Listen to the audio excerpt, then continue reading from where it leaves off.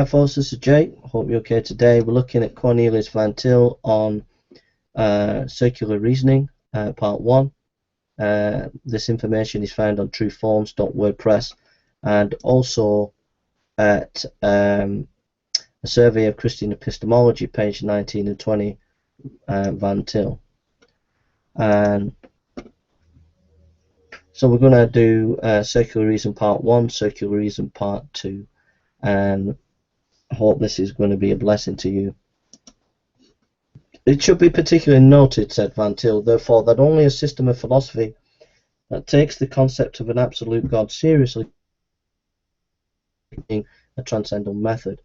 A truly transcendent God and a transcendental method go hand in hand. It follows then that if we have been correct in our contention that Hegelian idealism does not believe in a transcendent God, it has not really used the transcendental method as it claims that it has. Now at this juncture it may be well to insert a brief discussion of the place of Scripture in all this. The opponent of Christianity will long ago have noticed that we are frankly prejudiced and that the whole position is biblicist. On the other hand, some fundamentalists may have feared that we have been trying to build up a sort of Christian philosophy without the Bible.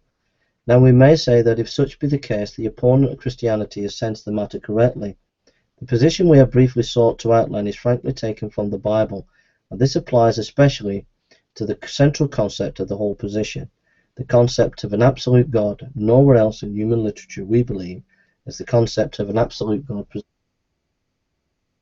once more intimately related to the fact that nowhere else is there a conception of sin such as that presented in the Bible. According to the Bible, sin has set man at enmity against God. Consequently, it has been man's endeavor to get away from the idea of God that is truly absolute God.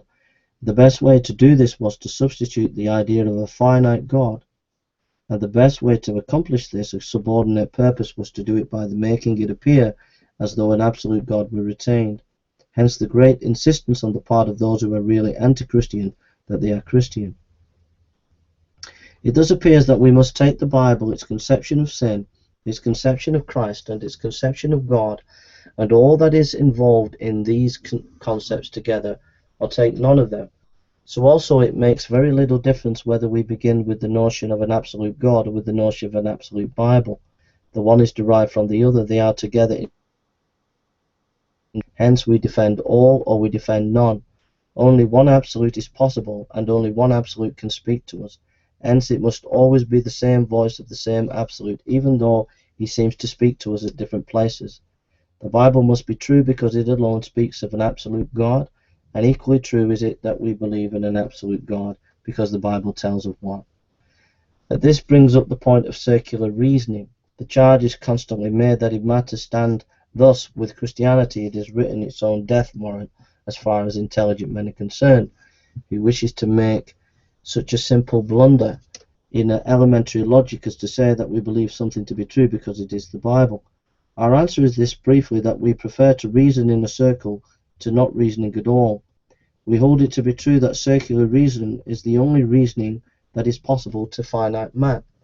The method of implication, as outlined above, is circular reason, or we may go round and round a thing to see more of its dimensions and to know more about it. In general, unless we are larger than that which we are investigating, unless we are larger than God, we cannot reason about him in any other way than by a transcendental or circular argument. The refusal to admit the necessity of circular reasoning is itself an evident token of opposition to Christianity. Reasoning is a vicious circle, is the only alternative to reasoning in a circle as discussed above.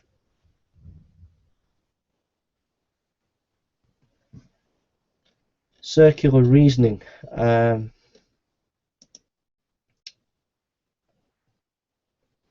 think all reasoning is circular. All reasoning, in the end, is based on an authority, whatever that authority may be, that can. So in a sense, all reasoning is circular.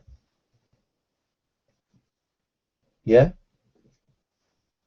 Now, I've talked to a philosophy student at university, very, very smart guy, very clever. We've debated on this a lot. if you listen to the debate by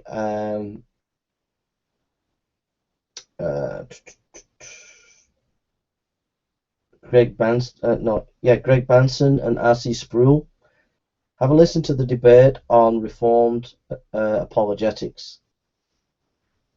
Have a look at a guy called Ozzy, an atheist guy. He's done quite a bit of debates on this subject. Have a look at Bible Thumping Wingnut Show. There you'll be able to see Side Temper and Gate discussions. And have a look for Dustin Seeger's debates and discussions on the topic. These guys are helpful. So I've given you an atheist guy. I've given you a couple of Christian places to go. And for more information, go to Presuppositional Apologetics 101 website, Presuppositional Apologetics 101 website, and there you'll get more information. Also, you can read Vantil's epistemology book, which is a free PDF. So here's my thought. All reasoning is circular.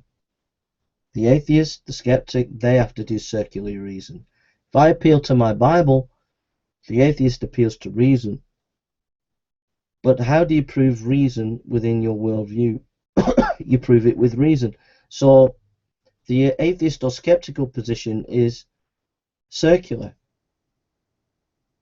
You have to and assume that you cannot prove.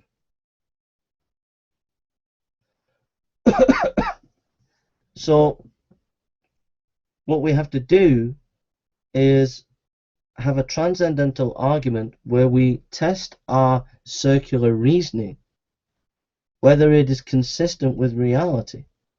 Now, for the person who assumes that the Bible is true, they test the fact that they use reason, logic, law of non-contradiction, with their presupposition that God exists. And they test that. And God is immaterial. The law of non-contradiction is immaterial. And so, therefore, logic fits into the worldview of the biblical position. Yet, if you take an atheist position that believes that all that there is the material, then the law of non-contradiction is immaterial, which would contradict their worldview. So, therefore, their circular reasoning is inconsistent. So we have to assume some form of circular reasoning, whichever worldview it is, but then we test whose worldview their reasoning, whether their reasoning is internally consistent with the presuppositions and reality.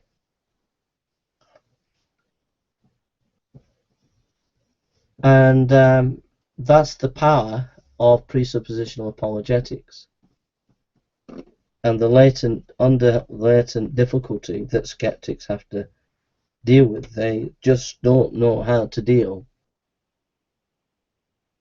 with the fact of these philosophical challenges that they face. What do you think? Please let me know, and I'll see you in the next video.